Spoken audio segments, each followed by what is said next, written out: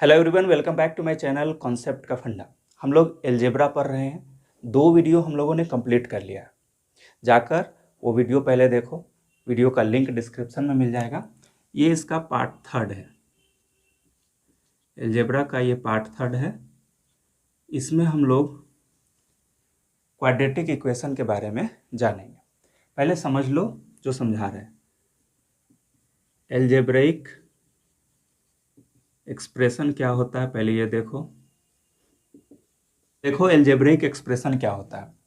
सबसे पहले ये बताओ, इसमें ये क्या है, कांस्टेंट है, ये क्या है, वेरिएबल्स। ठीक है।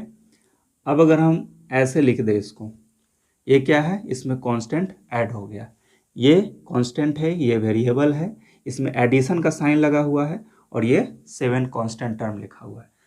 तो ये एक क्या हो गया, अलजेब्रिक एक्सप्रेशन हो गया।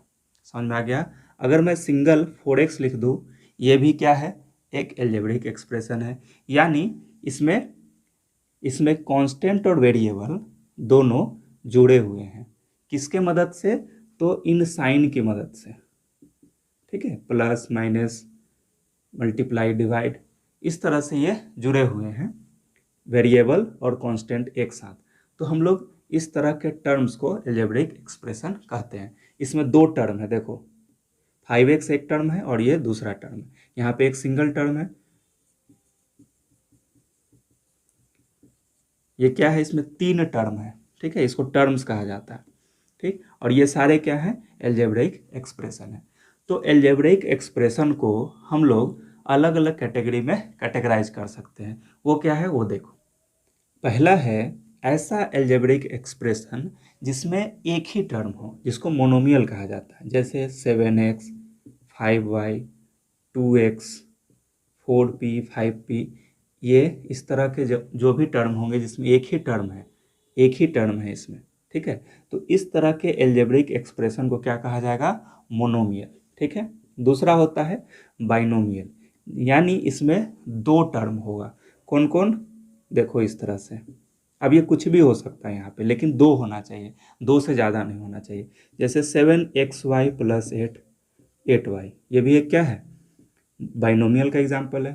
3x² + 7, इसमें भी 2 टर्म है, देखो ये भी क्या है, बाइनोमियल है। समझ में आ गया।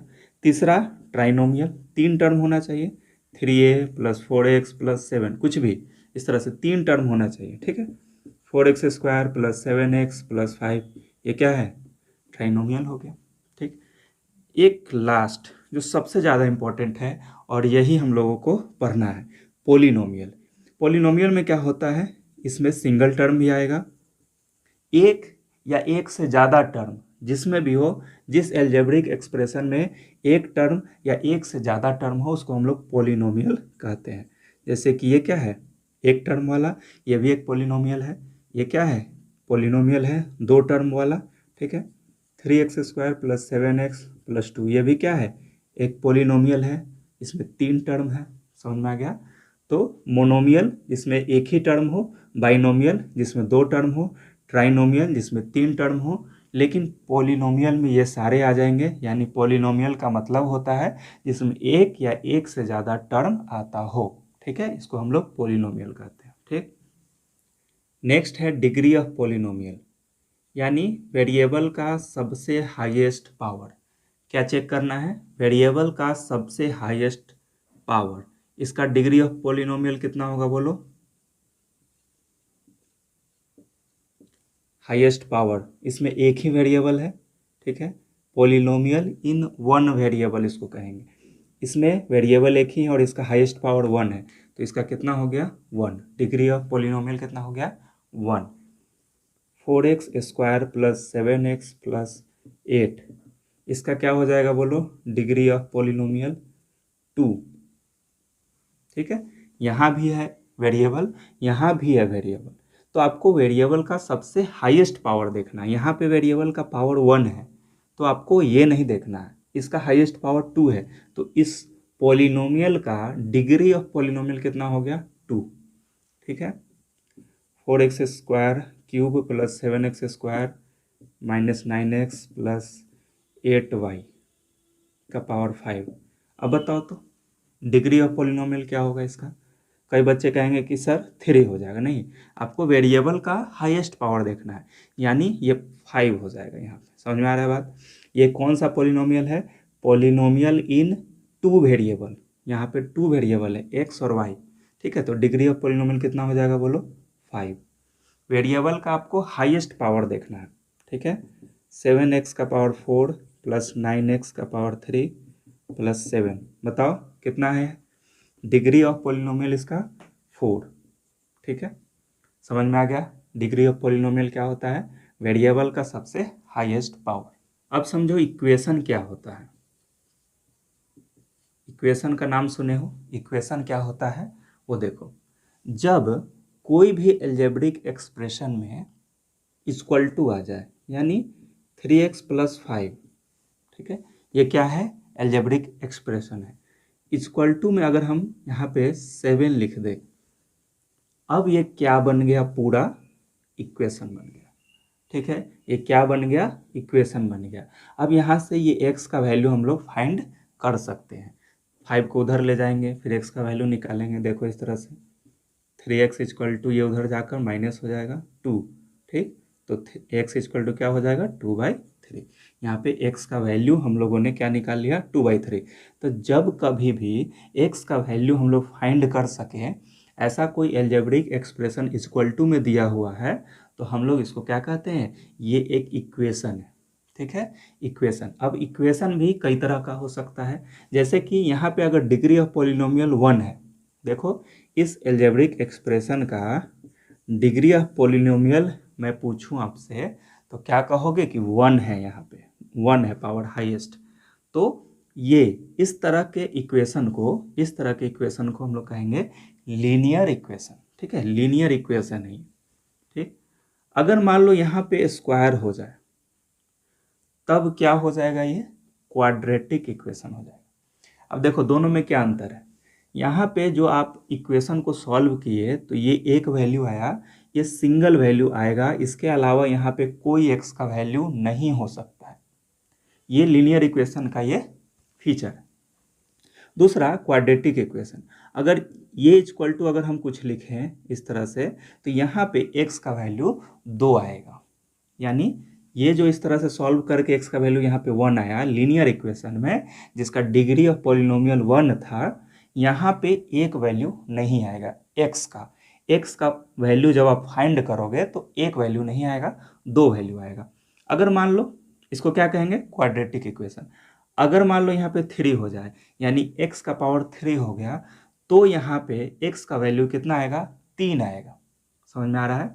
यानी इक्वेशन को आप इसके डिग्री से डिवाइड कर सकते हो, अलग टाइप में बता सकते हो।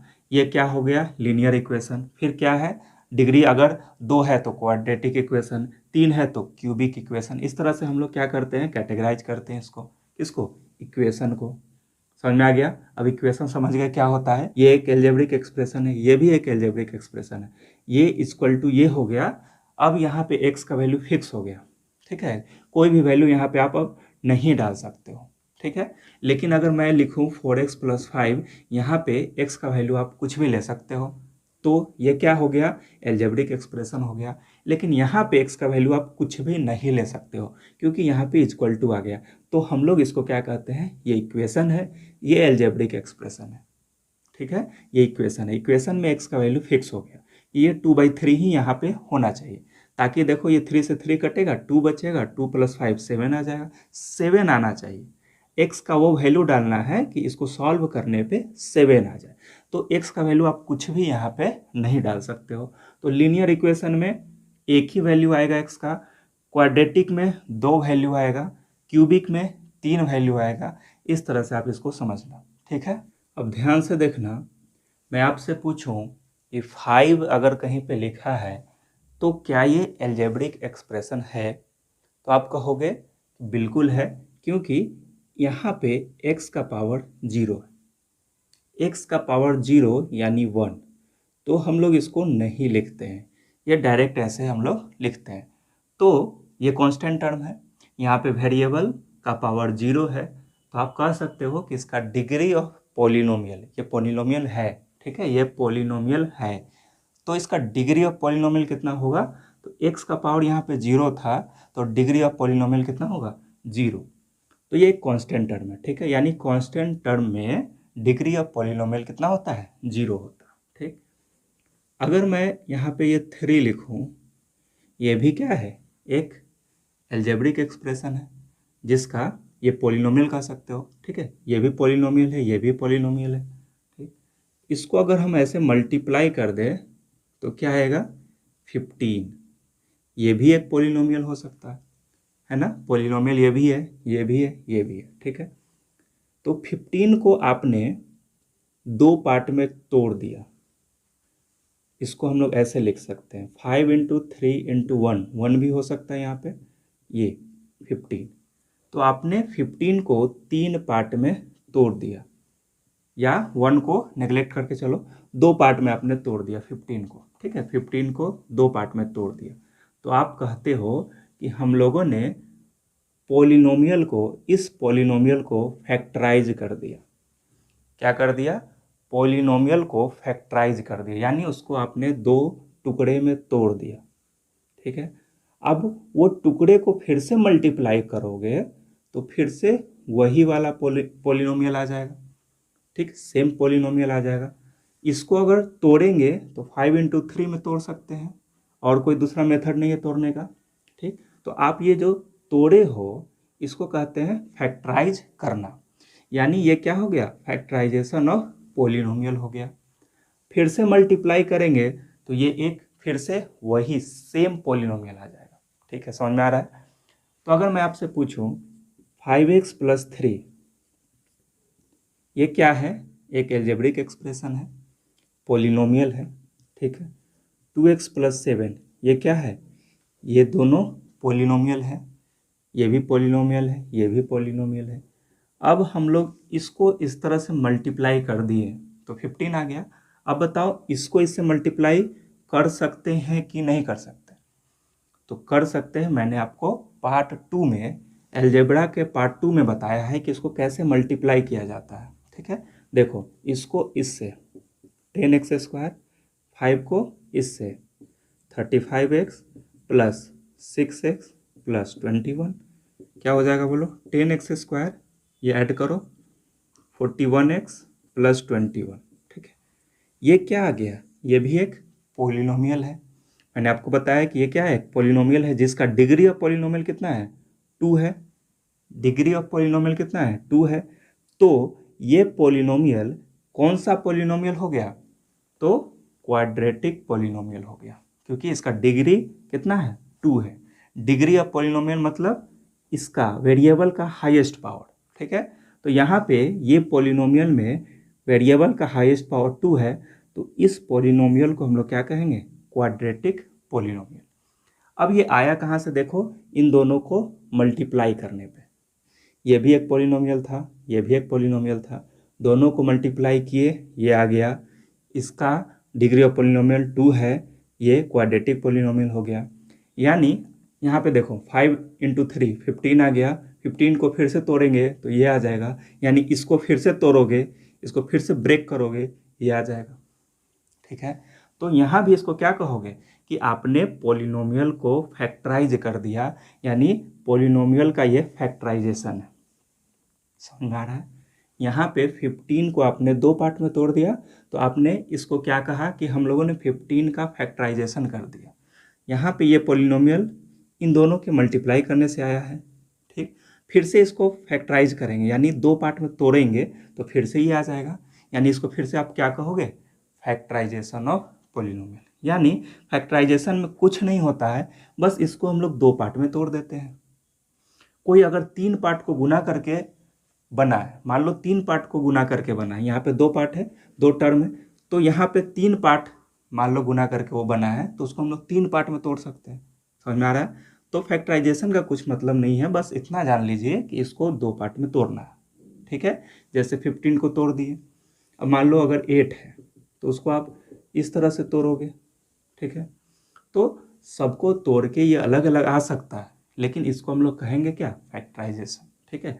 तो ये भी क्या है, इन दोनों को मल्टीप्लाई करने पे ये आ गया। इसको अब हम लोग ये कैसे लाते हैं, यानी इस तरह के क्वाड्रेटिक पॉलिनोमियल का फैक्टराइजेशन देखने वाले हैं। ठीक है, समझ लो कि क्या करने वाले हैं, इस तरह के क्वाड्रेटिक पॉलिनोमियल का फैक्टराइजेशन सीखने वाले, यानी इसको कैसे ये दो पार्ट में तोड़ा जाता है। अगर मैं आपको ये दे दूं तो ये कैसे लिखोगे, ठीक है, ये अगर दे दूं तो आप गुना करके ये लिख लोगे, ठीक है, लेकिन इसको इसमें लिखने में थोड़ा सा दिक्कत है, उसका एक फॉर्मूला है, ट्रिक है, वो हम लोग देखेंगे। ध्यान से समझो, करने क्या वाले हैं, ये क्वाड्रेटिक पॉलिनोमियल को दो पार्ट में तोड़ा कैसे जाता है, कैसे ब्रेक करते हैं, यानी फैक्टराइजेशन करने जा रहे हैं हम लोग। ठीक है ना, इसका हम लोग फैक्टराइजेशन करने जा रहे हैं। ठीक है, चलो ध्यान से देखना, एक्स स्क्वायर 20 + 9x, ठीक है, ये क्या है, ये क्या है, पॉलिनोमियल है। कौन सा पॉलिनोमियल है, तो क्वाड्रेटिक पॉलिनोमियल है। इसका हम लोग क्या सीखने जा रहे हैं, तो फैक्टराइजेशन सीखने जा रहे हैं, यानी इसको दो पार्ट में तोड़ने जा रहे हैं। वो दो पार्ट को फिर से मल्टीप्लाई करेंगे तो ये पॉलिनोमियल आ जाएगा, ये क्वाड्रेटिक पॉलिनोमियल आ जाएगा। ठीक है, अब देखो कैसे तोड़ा जाता है। ट्रिक ये है कि यहाँ पे कोफिशिएंट चेक करो। कोफिशिएंट मैंने आपको पार्ट 2 में बताया है, ये वेरिएबल के साथ जो लगा होता है ना, इसको कोफिशिएंट कहा जाता है। यहाँ पे एक्स स्क्वायर के साथ 1 लगा हुआ है यहाँ पे मल्टीप्लाई में, तो हम लोग एक्स स्क्वायर के कोफिशिएंट क्या बोलेंगे, यहाँ पे 1 है, यहाँ पे एक्स का कोफिशिएंट 9 है, यहाँ पे कांस्टेंट टर्म है। ठीक है, अब देखना, यहाँ पे जो भी कोफिशिएंट होगा उसको आप 20 से मल्टीप्लाई करोगे, यानी यहाँ पे 1 × 20 आ गया। ठीक, 20 को अब आप क्या करोगे, फैक्टराइज करोगे। ठीक, फैक्टराइज करने पे ये आ गया।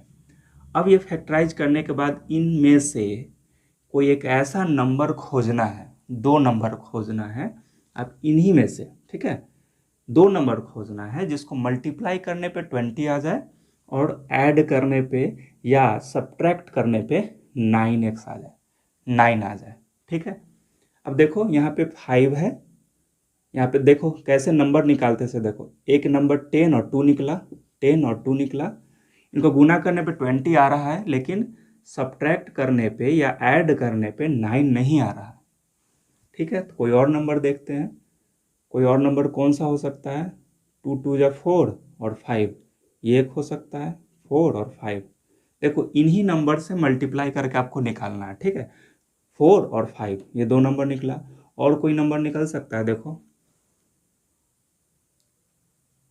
नहीं, कोई नंबर नहीं निकल सकता है, ये 10 और 2 एक पेयर निकला, ये दूसरा पेयर निकला। अब देखो इसको, इन दोनों को ऐड करने पे 9 आ रहा है और मल्टीप्लाई करने पे 20 आ रहा है, तो ये हमें ये मिल गया। अब यही फाइंड करना था। अब हम लोग क्या करेंगे ना, 9x को यही दो नंबर में ब्रेक कर देंगे। देखो कैसे करते हैं, ये एज इट इज़ लिख देना है, यहाँ पे जो भी होगा उसको ऐसे लिख देना है, यहाँ पे 20 है इसको ऐसे लिख देना है, बस 9 को क्या कर देना है, 4x + 5x में तोड़ देना है। ठीक, 9x को हम लोगों ने क्या लिख दिया, 4x + 5x लिख सकते हैं, 9x को क्या लिख सकते हैं, 4x + 5x लिख सकते हैं। इसको हम लोगों ने दो टर्म में तोड़ दिया। ठीक है, अब इससे क्या होगा कि यहाँ पे आप x कॉमन ले सकते हो, यहाँ पे 2x है, मल्टीप्लाई में तो 1 बचेगा यहाँ पे, प्लस यहाँ से देखो x निकल गया है तो यहाँ पे 4 बचेगा। ठीक, प्लस ये वाला प्लस यहाँ पे। अब देखो इसमें क्या कॉमन हो सकता है, 5 है यहाँ, यहाँ भी 5 है, क्योंकि यहाँ पे 20 है, 20 में क्या हो सकता है, 5 × 4 हो सकता है, तो हम यहाँ पे 5 कॉमन निकाल लेंगे। x दोनों में नहीं है, यहाँ भी x, यहाँ भी x नहीं है, इसलिए x कॉमन नहीं निकाल सकते। अंदर में क्या बचा बोलो, x बचा, प्लस इसमें से 5 जा चुका है, यानी यहाँ पे 4 बचेगा। अब आपको देखना ये है कि ये दोनों सेम आना चाहिए, ये वाला टर्म दोनों का सेम आना चाहिए, ताकि हम इसको कॉमन निकाल सकें। देखो ये पूरे में से x + 4 और x + 4 को बाहर निकाल लिए। अब अंदर जो बचा वो लिखेंगे, x बचा यहाँ पे क्योंकि ये तो बाहर आ चुका है, ये वाला टर्म बाहर आ चुका है। ठीक है, अब यहाँ पे देखो, यहाँ पे ये वाला टर्म बाहर आ चुका है, यहाँ पे 5 बचा है। अब लीजिए, हम लोगों ने ये क्वाड्रेटिक पॉलिनोमियल को दो पार्ट में तोड़ दिया, यानी फैक्टराइजेशन कर दिया इसका। अब चेक करते हैं कि क्या ये मल्टीप्लाई करने पे फिर से वापस ये आ रहा है कि नहीं आ रहा। ठीक है, देखो x × x, x square, x को 5 से करोगे 5x, फिर 4 को x से 4x plus 20, x square plus ये दोनों ऐड करोगे 9x प्लस 20। देखो आ गया ना, फिर से वही सेम टू सेम। ठीक है, यानी ये क्वाड्रेटिक पॉलिनोमियल को हम लोगों ने दो पार्ट में फैक्टराइज कर दिया। ठीक, फैक्टराइज कर दिया, यानी इन दोनों को फिर से अगर मल्टीप्लाई किया जाए तो यही वाला सेम पॉलिनोमियल आ जाएगा। ठीक है, अब ये मत कहना कि आपको एक ही एग्जाम्पल में सब कुछ आ गया। नेक्स्ट एग्जाम्पल करके बताओ, x square plus 2x minus 35। बोलो क्या आएगा फैक्टराइज करके। देखो सबसे पहले क्या करोगे, यहाँ पे कोफिशिएंट चेक करोगे। कोफिशिएंट यहाँ पे 1 है और यहाँ पे 35 है। इसको 35 से मल्टीप्लाई करेंगे, कितना होगा 35। अब 35 को आपको फैक्टराइज करना है, तो कितना आएगा बोलो 5 और 7। दो नंबर यहाँ से हमें फाइंड करने हैं, 5 और 7 हमें दो नंबर मिल गया। अब देखना है कि मल्टीप्लाई करने पे 35 आ रहा है, ठीक है, ऐड करने पे 2 आ रहा है क्या, ऐड करने पे नहीं आ रहा है, 7 को 5 से सब्ट्रैक्ट करने पे आ रहा है। तो ठीक है, हम लोग इसको क्या लिख देंगे 7x माइनस 5x। देखो 2x आ गया। अब कहोगे कि सर इसको माइनस इसको प्लस क्यों नहीं किए, देखना ध्यान से, -7x प्लस 5x कितना होगा -2x हो जाएगा, लेकिन यहाँ पे प्लस 2x है। ये कैसे करते हैं पार्ट 1 में हमने आपको बताया है। ठीक है, पार्ट 1 में ये चीज़ हमने सिखाया आपको। तो क्या हुआ, यहाँ पे ये 7x से 5x घटेगा तो 2x आ गया। ठीक है, 35। यहाँ पे आपने क्या किया, 2x को दो पार्ट में स्प्लिट कर दिया। ठीक है, मिडिल टर्म को स्प्लिट कर दिया। ठीक, अब x कॉमन निकालना है इन दोनों में से, अंदर में बचेगा x प्लस ये 7, फिर बाहर में देखो यहाँ पे -5 है, यहाँ भी -5 है। ठीक है, इन दोनों के बीच में -5 है। देखो यहाँ पे 35 को दो पार्ट में तोड़े हो तो इसके अंदर में 5 है और 7 है। ठीक, तो -5 हम कॉमन निकाल लेंगे, अंदर में क्या बचेगा x बचेगा, यहाँ पे प्लस बचेगा और यहाँ पे क्या बचेगा 7 बचेगा। अब कहोगे कि सर ये प्लस कैसे हो गया, तो यहाँ पे 35 है, तो 35 है तो ये -5 इंटू +7 होगा, तब तो यहाँ पे -35 है। आपने -5 बाहर निकाल लिया तो 7 प्लस में बचेगा। यहाँ पे नहीं समझ में आ रहा है तो इसको एक बार मल्टीप्लाई करो, ये मल्टीप्लाई करना मैंने आपको सिखाया है, -5x -35। ठीक है, देखो इसको मल्टीप्लाई करके यही चीज़ आएगा। चलो, यानी इस चीज़ को हम ऐसे लिख सकते हैं। अब यहाँ से x + 7 को कॉमन निकाल लेना है। ठीक, अंदर में बचेगा x -5, यहाँ पे बचेगा, ये बाहर आ गया x + 7, यहाँ पे बचेगा x माइनस और इधर बचेगा 5। ठीक है, तो ये हो गया इसका फैक्टराइजेशन, यानी ये क्वाड्रेटिक पॉलिनोमियल को आपने फैक्टराइज करके दो पार्ट में लिख दिया, ये फिर से मल्टीप्लाई करोगे यही आ जाएगा सेम टू सेम। ठीक है, आप करके चेक करो एक बार। नेक्स्ट क्वेश्चन आप लोग खुद से बनाओ, r² - 6r - 27। ठीक है, बताओ इसका फैक्टराइजेशन क्या होगा। सबसे पहले क्या करोगे, कोफिशिएंट को इससे मल्टीप्लाई करोगे, यहाँ पे 1 है 27 आ गया। ठीक है, 27 को फैक्टराइज करेंगे 3 से 9 बार में, 3 से ये 3 बार में, कितना आ गया 3 3 3। अब यहाँ से हमें दो नंबर फाइंड करने हैं, जिसको गुना करने पे -27 आ जाए और ऐड करने या सब्ट्रैक्ट करने पे -6 आ जाए। ठीक है, इन्हीं नंबरों से वो दो नंबर फाइंड करना है। अब इन तीनों नंबर से दो नंबर 6, 9 और 3, 9 और 3 यही दो नंबर निकाला जा सकता है। इन तीनों नंबर से 9 और 3 यही दो नंबर निकाला जा सकता है। ठीक, तो अब बताओ 9 को 3 से मल्टीप्लाई करने पे 27 आ रहा है। ठीक है, आ रहा है। इसको अगर हम ऐड करेंगे तो 6 आएगा, तो नहीं, ऐड करने से नहीं आएगा, माइनस करने से, सब्ट्रैक्ट करने से आएगा। ठीक है, तो 9 को 3 से सब्ट्रैक्ट करेंगे ये तो 6 आ जाएगा, हमें चाहिए -6। तो क्या करना होगा, -9 + 3 करना होगा, 9 को निगेटिव में रखना होगा ताकि यहाँ पे निगेटिव में आ जाए। चलो कैसे करेंगे, r², इसको स्प्लिट करो दो पार्ट में, ये ऐसे ही रहेगा।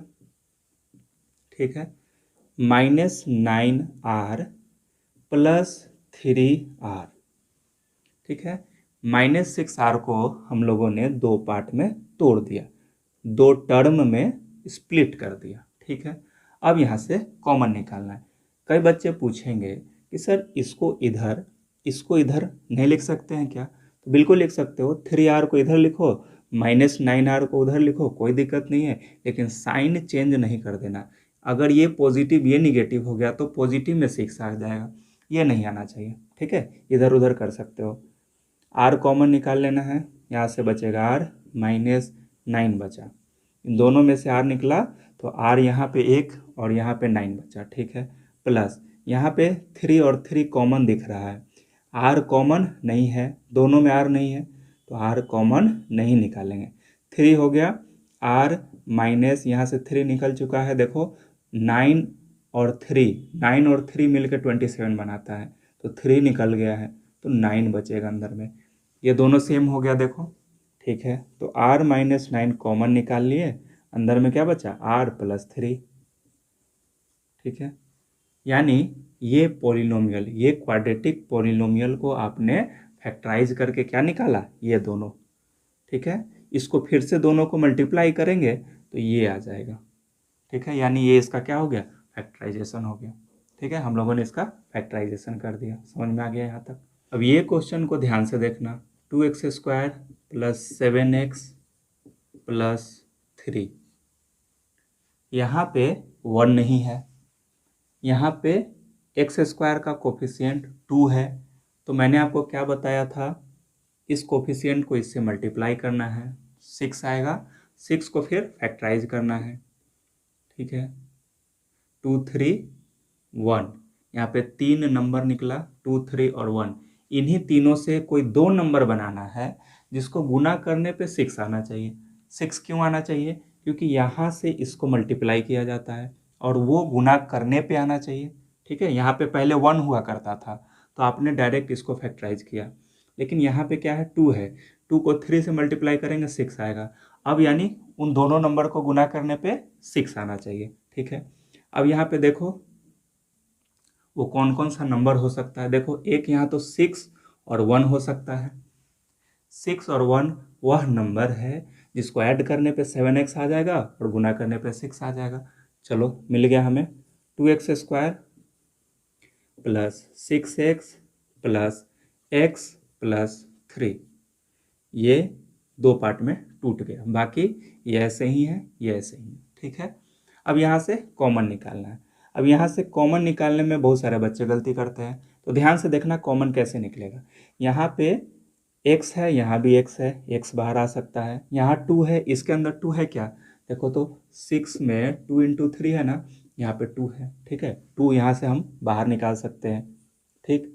अब देखो अंदर में क्या बचेगा, यहाँ पे 2x है ना, x × x है, 2x है यहाँ पे, तो एक तो बाहर आ गया, यहाँ पे x बचेगा, एक x बचेगा, प्लस यहाँ से देखो क्या बाहर आया है, 2 बाहर आया, यानी 3 बचेगा। यहाँ पे x तो बाहर आ चुका है, यहाँ पे अकेला था, x यहाँ आ गया, यानी यहाँ पे कुछ नहीं बचेगा x के जगह पे, ठीक है। यहाँ पे ऐसे रह गया।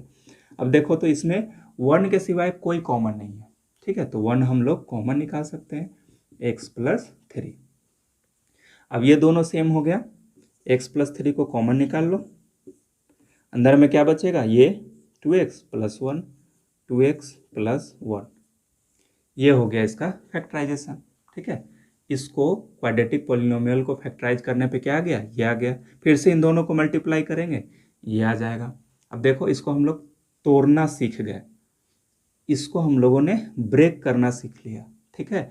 पॉलिनोमियल को, क्वाड्रेटिक पॉलिनोमियल को हम लोगों ने ब्रेक करना सीख लिया, इसी को कहते हैं फैक्टराइजेशन, ठीक है। अब नेक्स्ट क्वेश्चन देखो, 6x² + 5x - 6, ये क्वाड्रेटिक पॉलिनोमियल है, इसका फैक्टराइजेशन करना है, ठीक है। सबसे पहले कोफिशिएंट को इससे मल्टीप्लाई करना है कांस्टेंट टर्म से, कितना आ गया, 36, 36 का फैक्टराइजेशन, 2 से ये 18, 2 से ये 9, 3 से ये 3, फिर 3 × 1, ठीक। अब देखो इन नंबरों में से कोई दो नंबर निकालना है जिसको मल्टीप्लाई करने पे 36 आए और ऐड करने या सब्ट्रैक्ट करने पे 5 है। ठीक है, अब ध्यान से देखो कौन कौन सा वो 2 पेयर बन सकता है, कौन कौन सा वो पेयर बन सकता है। देखना 3 3 जा 9 और 4, 9 4 बना, 2 2 जा 4 3 12 और 3 ये भी बना। 6 देखो 3 2 जा 6 और 3 2 जा 6 6 6 ये भी एक पेयर बना। 3 पेयर बन रहा है, और भी हो सकता है बने, लेकिन देखो इसमें से कोई ऐसा 2 नंबर जिसको ऐड करने या सब्ट्रैक्ट करने पे 5 आ जाए। देखो ध्यान से 9 और 4 दिख रहा है ना, 9 और 4 क्या है, वह 2 नंबर है जिसको गुना करने पे 36 आ जाएगा, और सब्ट्रैक्ट करने पे 9 में से 4 को सब्ट्रैक्ट करने पे क्या आ जाएगा, 5x आ जाएगा। ठीक है, तो मिल गया वो number 6x square plus 9x minus 4x minus 6। देखो स्प्लिट कर दिए इसको 2 पार्ट में। ठीक है, अब क्या करना है, कॉमन निकालना है। कॉमन निकालने के लिए आपको सोचना होगा कि इसके अंदर में क्या क्या कॉमन है।